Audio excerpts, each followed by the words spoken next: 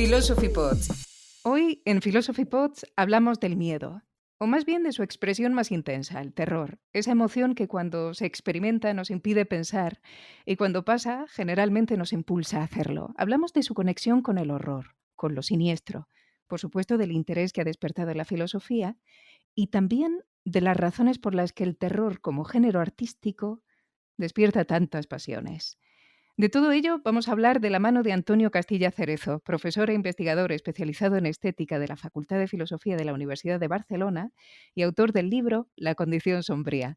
Antonio, bienvenido a Philosophy Pods. Muchas gracias. Comencemos por lo fundamental, Antonio, que me parece a mí que no lo más sencillo. ¿Qué es el terror? Bien, de entrada ya es llamativo que se le pregunte a alguien que se dedica a la filosofía a estas alturas que defina el terror, porque ya hay definiciones y además de muy fácil acceso de ese término. Tú misma en la presentación has hablado ya de rasgos que pertenecen a mi juicio, a la definición del terror. Si se sigue indagando filosóficamente qué sea el terror o si se ha seguido en los últimos años en ese sentido, será porque hay algo en esas definiciones que no acaba de ser del todo satisfactorio, lo que no significa que no valgan para nada, que no haya en ellas nada de aprovechable, sino que o bien son definiciones en algún punto fallidas o falsas, o bien que su fallo es más hondo y que son falsas definiciones que no definen nada en realidad. Yo en algunas de las cosas que has dicho antes de que comenzásemos a hablar, me ha parecido reconocer rasgos de una de esas definiciones. De hecho, creo que debe ser hoy en día la más extendida, que es la que figura en la Wikipedia.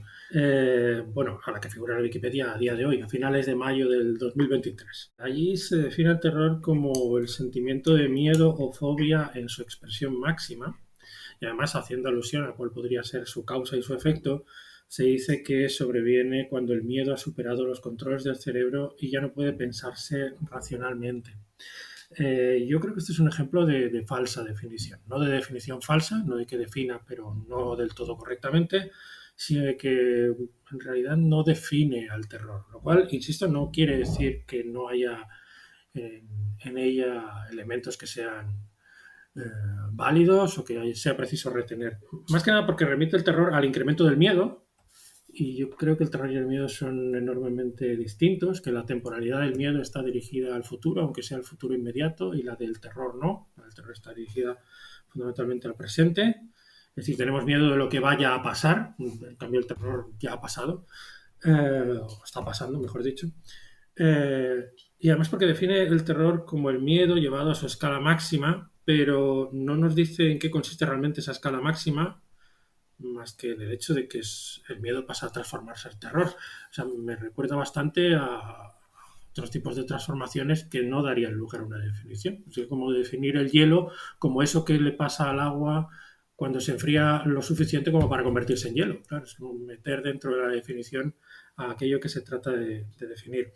Por tanto, esa caracterización que, como digo, hoy en día circula y circula de manera generalizada, entiendo que no es del todo satisfactoria y que por eso a lo mejor es conveniente saber qué podemos retener de ella y qué deberíamos añadirle. A mi juicio, yo creo que de ella es aprovechable varias cosas. Bueno, para empezar, el hecho de que se define ahí al terror como un sentimiento, lo cual puede parecer una obviedad, pero bueno, es una obviedad que hay que retener, que es un sentimiento además de carácter extremo.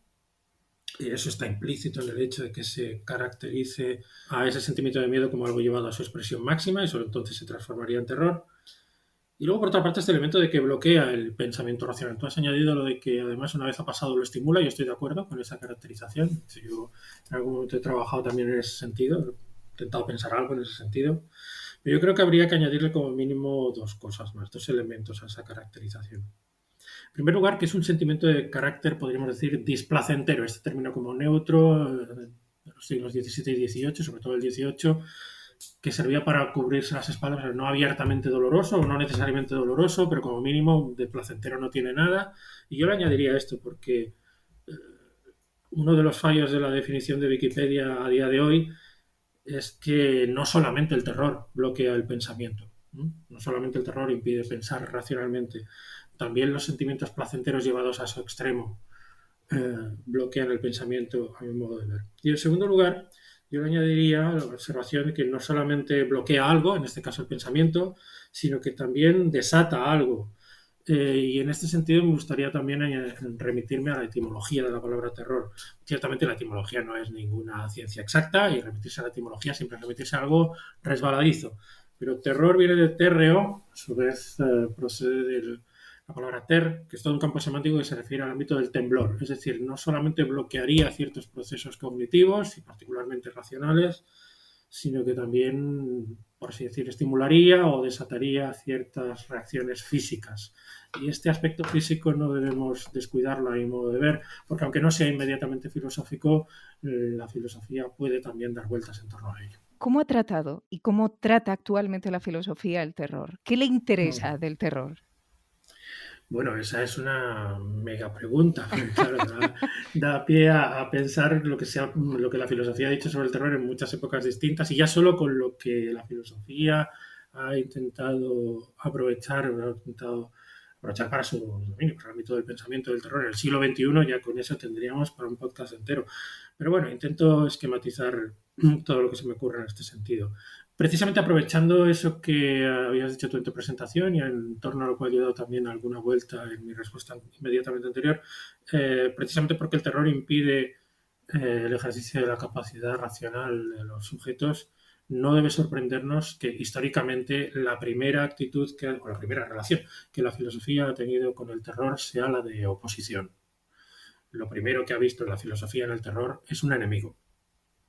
Esto es reconocible desde, como mínimo, tirando hacia atrás, Platón, el libro tercero de la República, cuando se pregunta a propósito de cómo hay que educar a los futuros guardianes de la polis, de la ciudad-estado, considera que hay cierto tipo de discursos que no deben llegarles o que deben ser censurados, y son particularmente aquellos discursos cuyo contenido es terrible, aquellos que les hacen particularmente tener la muerte. Eso no es conveniente que lo tengan presente ni los guardianes en general, ni más ampliamente todavía, pues, llega a decir en ese libro, para todo ser humano razonable en general es preciso que la muerte no sea terrible.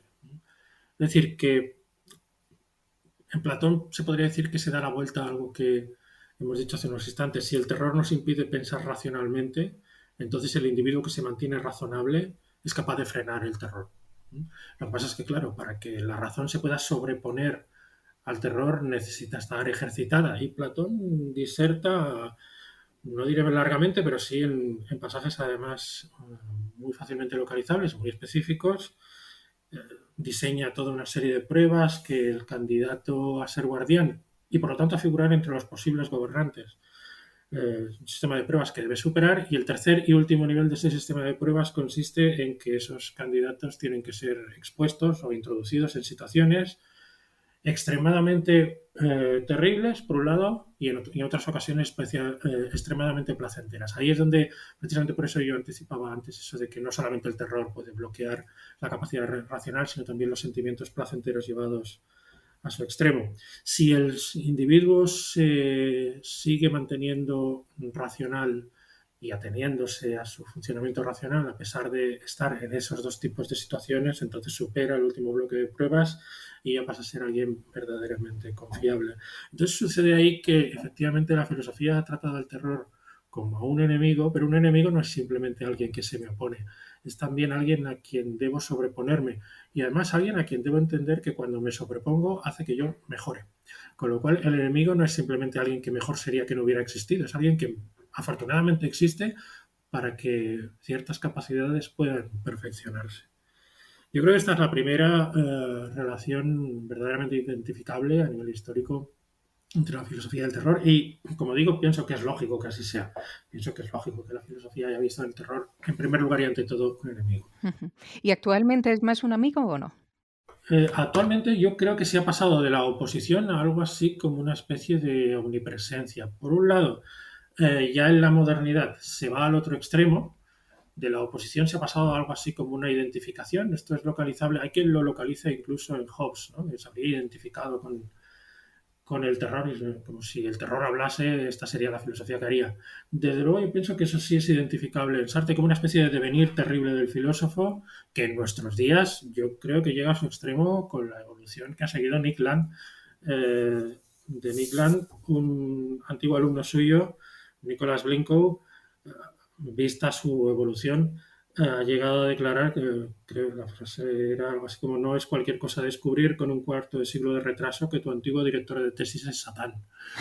Lo cual, pues como declaración contundente no está mal. Y bueno, sí, es una deriva que se ha producido de manera más reciente, pero que tiene, yo creo, como mínimo en el origen de la modernidad su primer momento reconocible. Y luego en el siglo XXI el terror se ha convertido en el tema filosófico por antonomasia en el arranque del siglo. Eso tiene que ver con circunstancias históricas. La filosofía contemporánea intenta dar cuenta conceptualmente de cosas que suceden casi al hilo de lo que se está escribiendo. Y claro, el siglo XXI comienza con el atentado del 11 de septiembre de 2001 a las Torres Gemelas. Entonces, pues hubo todo un auge de la literatura filosófica sobre el problema del terrorismo, por un lado, pero del terror por otro, porque empezó a circular socialmente este discurso proveniente de un lugar muy específico en el que se habla de que Occidente debía llevar una guerra contra el terror. Bueno, esto empezó a manifestarse en las publicaciones filosóficas, hasta donde yo conozco, con el libro de Giovanna Borradori, de la filosofía en una época de terror, que hacía unas extensas entrevistas a Habermas y a Derrida, como dos filósofos en extremos totalmente opuestos, o si no opuestos, por lo menos muy diferenciados del espectro filosófico, pero luego ha dado lugar a toda una literatura sobre terror que yo creo que en el ámbito anglosajón pasa fundamentalmente por la aportación de Eugene Tucker, su trilogía del horror de la filosofía, pero bueno, está también Reza, Negarestani, Ray Brasser, y aquí en España, bueno, ha habido también toda una larga serie de textos filosóficos sobre el terror que lo han cuestionado desde un montón de perspectivas. Pienso Arturo Leite, o Félix Duque, desde la perspectiva en términos generales heideggeriana, hasta Vicente Serrano Marín, a Carrasco Conde, Jorge Fernández Gonzalo, más próximos a Lacan. Yo mismo, bueno, en fin, no me pondré como ejemplo de nada, pero el caso es que sí hubo yo diría que entre 2001 y 2015 una larga serie de publicaciones filosóficas sobre el terror, y cada una de ellas apuntaba en un sentido distinto. Es como si ahora, en lugar de que hubiera una sucesión de perspectivas, fueran todas simultáneas, lo cual yo creo que caracteriza nuestra época más allá incluso de la filosofía. ¿No hay un acuerdo en lo que interesa sobre el terror? Hoy en día no, y además yo creo que comprensible que lo haya, porque no hay un acuerdo a nivel filosófico, diría yo, en prácticamente nada. Tiene que ver también con el hecho de que la producción filosófica se ha incrementado tantísimo, va creciendo a cada década, que es imposible que haya algo así como un consenso. ¿Qué es lo que te interesa a ti sobre el terror? ¿O lo que te ha interesado y te continúa interesando sobre el terror? ¿Por qué empezaste a trabajar sobre esto? Bueno, para mí me parecía que el terror, aparte de ser un signo de los tiempos, en el momento en que yo me aproximé a esa problemática, me servía también para poner en práctica el tipo de filosofía al que yo era más afín, al menos por entonces, que tenía que ver con el pensamiento de Deleuze, de Gilles Deleuze, un autor al que en principio no se vincula con el ámbito del terror, porque es un autor que siempre está a favor de la creación y de lo nuevo, y bueno, un autor, después de leer al cual sales a la calle y la vida sigue teniendo sentido. No parece un autor que te abrume con su obra en el sentido. Tendrá las dificultades técnicas que se quiera, pero no es alguien eminentemente negativo. Y sin embargo, me parecía que la operación que este autor había hecho con el problema de la diferencia muchas décadas atrás, por lo menos desde los años 60, se podía hacer en paralelo este problema con el terror. Es decir, como las diferentes dimensiones del concepto, que además de la oposición y de la identidad, las dos que he mencionado antes son la semejanza y la analogía, habían contribuido, decía él, a suplantar o a dejar en un segundo plano la diferencia como problema filosófico. Me parecía que históricamente había sucedido algo análogo, algo muy similar con el problema del terror, y eso, por así decir, había coartado el planteamiento de ese problema, que es justamente lo que entiendo que ha saltado por los aires en las últimas 2 décadas. Antonio, ¿horror y terror es lo mismo o no? Mm. Bueno, horror y terror. Yo creo que para diferenciar estos dos conceptos hay una referencia útil, que es la de Adriana Cabarero, que tiene un libro titulado Horrorismo, el subtítulo Nombrando la violencia contemporánea. De hecho, yo antes, en la respuesta a la primera pregunta que me has hecho, tomaba yo algo ya de ese libro sin citarlo, que era en los dos primeros capítulos. Esta autora se centra en las etimologías de esos dos términos, de terror y de horror. Y es ahí donde se tienen las consecuencias de que terror provenga de térreo y por lo tanto de temblar, y que eso significa un efecto físico. Ella lo estira más porque dice que es también el estímulo hacia cierto movimiento, cuya manifestación más visible sería la huida y por lo tanto es un sentimiento vinculado al instinto de supervivencia. Y en cambio el horror tiene una etimología muy distinta. Viene de hórreo, significa poner los pelos, sobre todo los cabellos, de punta. Por tanto, no supone un desplazamiento en el espacio del sujeto, sino el sujeto puede estar perfectamente estático, el sujeto que experimenta el horror puede estar perfectamente en el mismo sitio. Es una reacción, por así decir, que no implica desplazamiento ni por lo tanto huida alguna, sino más bien parálisis del sujeto en cuestión. Se mueven los cabellos, pero no el sujeto de turno.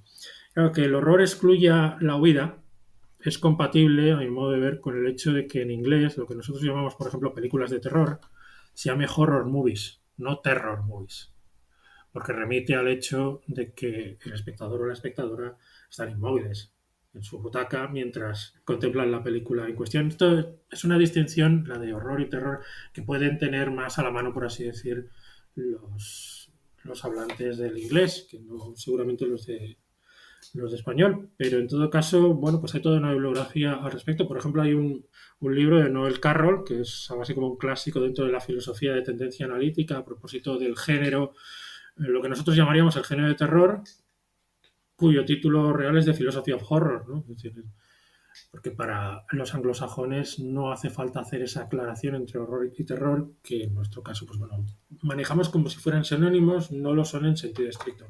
Cabarero, para intentar ya rematar lo que decía sobre ella y con ello la respuesta a tu pregunta, Cabarero saca bastantes consecuencias del hecho de que horror y terror no sean lo mismo. Por ejemplo, considera que los atentados como el del 11 de septiembre que yo mencionaba antes, pero bueno, como el que sucedió en Madrid 3 años después, o como el que sucedió también en Londres, si no recuerdo muy mal, en el 2007, eh, son atentados que en realidad no son terroristas, sino que son horroristas. La palabra no ha tenido éxito, seguramente por lo que tiene un sonido espantoso, pero el caso es que ella considera que el terrorista siembra el terror, pero pone su vida a resguardo, mientras que el horrorista no, el horrorista no se desplaza con respecto al lugar donde va a tener lugar el atentado y, pues, por ejemplo, el terrorista suicida, ¿no? Los terroristas que iban en los aviones que se estrellaron contra las Torres Gemelas serían, según esta caracterización, horroristas y no terroristas.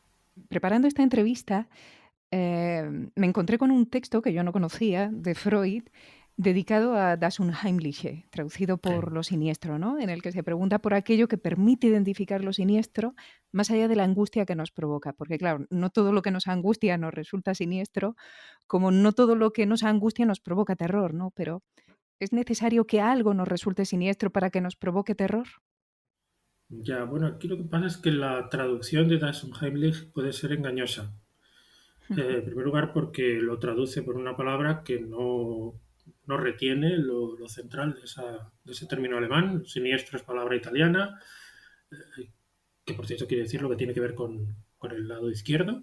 O sea, no tiene nada que ver con un Heimlich. Un Heimlich tiene una parte central, Heim, que es la que nos da la clave para entender por qué interesó a Freud ese término. Sí, además tiene todo un análisis etimológico que me parece precioso. Claro, claro, claro, ahí está. Él se detiene mucho en el análisis etimológico de la palabra que desaparece por completo con la traducción habitual del término, ¿no? Heim es el hogar, es el espacio familiar, el espacio en el que nos sentimos cómodos. Eso de lo que se nos saca cuando se dice ahora que se nos saca de nuestra zona de confort, ¿no? Un es negativo y lig es simplemente la terminación para hacer de ello un concepto, una categoría, incluso un adjetivo, ¿no? Por lo tanto, un Heimlich sería aquello que no debería estar en el Heim, ¿no? No debería aparecer en el espacio familiar y de ahí el interés de Freud por este concepto, porque Freud es sabido que intenta abordar los problemas psíquicos a partir de una terminología que tiene que ver con relaciones familiares, ¿no? El Unheimlich sería aquello que justamente vulnera ese espacio familiar. De hecho, ahí no está siendo estrictamente original Freud y no pretende serlo, ¿no? Se remite a varios autores. Me resulta particularmente significativo la alusión que hace a Schelling. De Schelling toma tal cual la definición. La definición de lo Heimlich es, según Schelling, lo que debería haber quedado oculto, secreto, pero que se ha manifestado. Esto es justamente lo que le resulta significativo a Freud, porque es el equivalente al síntoma. El síntoma es precisamente eso que debería quedar oculto, pero aún así se manifiesta y por lo tanto da una pista para la resolución del conflicto. Visto en este sentido, si efectivamente eh, lo siniestro es aquello que, por así decir, revela el problema de fondo, traicionándolo, traicionando el secreto que sobre él se había dispuesto, yo entiendo que la respuesta tiene que ser que no es preciso que algo sea siniestro para que nos produzca terror. Por múltiples motivos. Porque, por ejemplo, si ahora mismo apareciera en la habitación un tigre, seguramente nos aterrorizaríamos todos los que estuviéramos en la habitación de turno. Y tal vez podríamos decir es siniestro, pero no veríamos hasta qué punto eso se había mantenido en secreto. En cambio, si nosotros fuésemos por la selva, algo que no es precisamente de nuestro Jaime, al menos no en principio, y nos encontrásemos con el tigre, probablemente nos aterrorizaríamos también, pero eso no sería siniestro. O sea, creo que se podrían poner muchos ejemplos, el que digo es uno, seguramente mejorable, sustituible por otros. Fácilmente se podrían poner ejemplos de situaciones que nos producen terror y que no son siniestras. Sin embargo, la pregunta que haces yo creo que tiene otra lectura. Intento ser breve a este respecto. Hay un autor contemporáneo, bueno, ya no está vivo, pero somos desde hace pocos años, Mark Fisher, que hizo una serie de consideraciones. Ahora no me refiero a lo que escribió en el texto titulado Lo raro y lo espeluznante, donde raro, en inglés weird, significa prácticamente lo mismo que Heimlich de Freud, y en general Heimlich en lengua alemana, sino a las observaciones sobre La cosa, la película de John Carpenter, que ubicó casi al comienzo del realismo capitalista. Ahí Fisher hace una equiparación entre el capital así con todo lo que connota, o sea, el epicentro del orden económico en el que vivimos, con la cosa de esa película, o sea, con una entidad que es infinitamente plástica, que se puede transformar en cualquier objeto con el que tome contacto, dice ahí Fisher. Y por lo tanto puede aparecer en cualquier lugar y bajo el aspecto de lo que sea. Bueno, ese es el modo de ser de lo siniestro. Ese es el modo de ser de los siniestros, que puede aparecer en cualquier momento y además el capital es lo que está subyaciendo en general a la manera de funcionar económica y social. Pues es que no lo percibimos y en ocasiones se podría él mismo traicionar ese secreto y manifestarse. Esto no invalida el hecho de que podamos seguir poniendo ejemplos de cosas terribles o de cosas que nos producen terror y que no son siniestras. Lo que quiere decir, entiendo yo, o lo que nos permite pensar, es que aunque no todo lo terrible tiene por qué ser siniestro, a pesar de eso, en nuestra época, las experiencias de lo terrible que no tienen nada que ver con lo siniestro son, por así decir, secundarias. Qué bueno. Bueno, y no puedo terminar esta entrevista sin hacer una referencia a por qué nos gusta el terror, ¿no? Antes mencionabas a Noel Carroll, él precisamente creo que en ese libro que mencionaba, aunque no estoy segura, se pregunta por eso, ¿no? Por las razones por las que nos resulta atractivo pasar una tarde angustiante viendo algunas de las muchas películas, por ejemplo, de la saga Saw o La Matanza de Texas o yo qué sé, o leyendo un libro de Stephen King o escuchando una de las muchas ficciones sonoras de terror y nada más o un siniestro crimen real, ¿no? Eh, ¿Por qué? ¿Por qué nos sentimos atraídos por el terror cuando es una sensación tan poco placentera, como decías tú al principio? Uh, bueno, y ahí puede haber diversos motivos. Y yo creo que en ese sentido resulta útil el que, no sé si exactamente los añadidos, yo pienso que sí, pero exactamente los añadidos que hay que hacer a la definición del terror son las que hice yo al comienzo de esta serie de preguntas, pero en todo caso deberíamos tener presente también el hecho de que el terror no simplemente impide pensar, sino que también estimula ciertas reacciones físicas y eso es toda otra serie de motivos para interesarse por el terror, qué efectos tiene a nivel fisiológico, ¿no? Ahí la disciplina, sin embargo, que podría dar cuenta de eso, me parece que no es la filosofía, o por lo menos no la filosofía en un sentido más estricto. Los motivos pueden ser desde que simplemente nos entretiene, nos permite evadirnos, o porque puede haber quien se interese porque quiere ser reconocido socialmente como un erudito o una erudita en ese género, o sea, puede haber motivos de todos los colores, ¿no? Pero también, y este es el sentido, o sea, la línea que más me interesa dentro de este contexto de pregunta, también porque estimula alguna de nuestras capacidades cognitivas, o sea, porque, como decía Kant a propósito de los sentimientos estéticos en general, nos da mucho que pensar. No es ese el único motivo por el que nos podemos interesar por el terror. Yo creo que sería tener una deformación de perspectivas. Aquí, como soy filósofo, voy a pensar solamente el terror en ese sentido, perdiendo de vista que hay otras motivaciones posibles, ¿no? pero yo creo que este es el que tiene relación más directa con la filosofía. Mencionabas a Noel Carroll y yo hace un rato también. Yo con Noel Carroll he tenido una relación bastante difícil, no a nivel personal, que no, que no tenemos trato, sino con el libro en cuestión, con la filosofía del terror. Es un libro que por un lado obviamente hay que conocer si se trabaja el tema del terror en el cine o en la literatura, etcétera, y sin embargo es todo el rato una sensación de no poder estar de acuerdo con prácticamente nada de lo que ahí se dice, lo cual me es muy útil también por otra parte, ¿no? O sea, no por llevar a la contraria sistemáticamente, sino por bueno, pues, tener que forcejear con algo, como decía antes, pues te obliga a definir tu propio sitio y tu propio pensamiento. Carroll, sin embargo, define básicamente tres términos. Uno es el terror real. Yo he puesto antes el ejemplo este de qué pasaría si apareciera un tigre en la sala, pues experimentaríamos terror real. Luego el terror en el arte y luego el terror arte. El terror arte sería el género de terror, sería aquel que no simplemente la película o la novela de turno o el relato harían intervenir elementos terribles, sino que además tiene todos los, digamos, clichés o los lugares comunes de un género artístico particular para que sea perfectamente reconocible que ahí vamos a encontrar ese tipo de contenidos, mientras que esos contenidos podrían aparecer de otra manera en obras de arte, distintas manifestaciones artísticas, sin que fueran tan evidentemente reconocibles. Yo creo que en el caso del género de terror, lo que sucede es que nos ofrece una versión doblemente controlada del terror. Y en ese sentido puede decirse algo análogo a lo que Kant decía sobre lo sublime en los apartados 29, bueno, en una observación sobre los juicios estéticos que cuela entre los apartados 29 y 30 de la crítica del juicio y que es célebre, donde se dice que lo sublime puede ser experimentado solo si se lo percibe desde un lugar seguro. Claro, el género es un lugar seguro, el género es un gran tranquilizador. Un tranquilizador que se suma al hecho de que ya hay ciertos límites al terror puestos por el hecho mismo de que se trate de una obra artística. Si además de ser una obra artística, por tanto una representación en algún sentido, que ya pone sus propios límites al terror, encima se le añade el que tiene esa especie de sobrelimitación propia de un género, pues nos permite que el terror sea, por así decir, digerible. No que desaparezca por completo, porque entonces no funcionaría, pero sí que sea más fácilmente asimilable. Entonces, pues todo es ganancia ahí, desde el punto de vista de quien efectivamente es capaz de conectar a través de esas convenciones con lo que se trata de filtrar por ellas. Bueno, ya justo antes de despedirnos, recomienda una película de terror.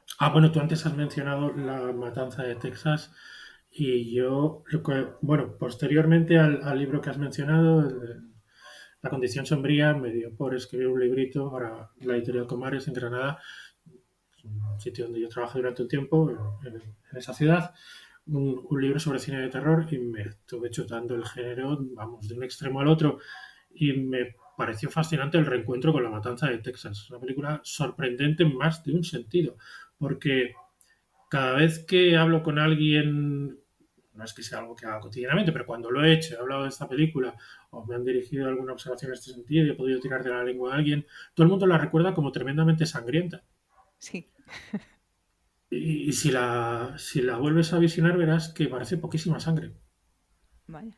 Y eso es porque a pesar de que parezca una película que está hecha un poco de cualquier manera, con una especie de cámara al hombro, y con un formato así como descuidado y como muy punk y tal, no, es una película hecha con un montaje que está medido al milímetro. O sea, es de una precisión tremenda. Esos trabajos de precisión que sin embargo no se notan, me parecen particularmente fascinantes y en esta película, vamos, a la que reparas en ello, gana en cada nuevo reencuentro. Luego ya de las secuelas prefiero no opinar tanto, son unas mejores, otras peores, pero la original, digamos, la original, la primera, me sigue pareciendo a día de hoy un auténtico hito en el género, incluso más allá del género. Bueno, pues me sorprende, ¿eh? Yo no sé si seré capaz de verla porque me cuesta a mí un poquito No de es fácil, no es trabajo lo fácil. del terror, pero bueno, me parece sorprendente y muy interesante lo que dice. En fin, Antonio Castilla Cerezo, gracias por haber aceptado conceder esta entrevista a Philosophy Pods y hasta pronto. A ti por la invitación, gracias. Hasta aquí Philosophy Pods. Pueden consultar más información sobre el tema o el autor, así como otras entrevistas, en nuestro blog www.philosophypods.org.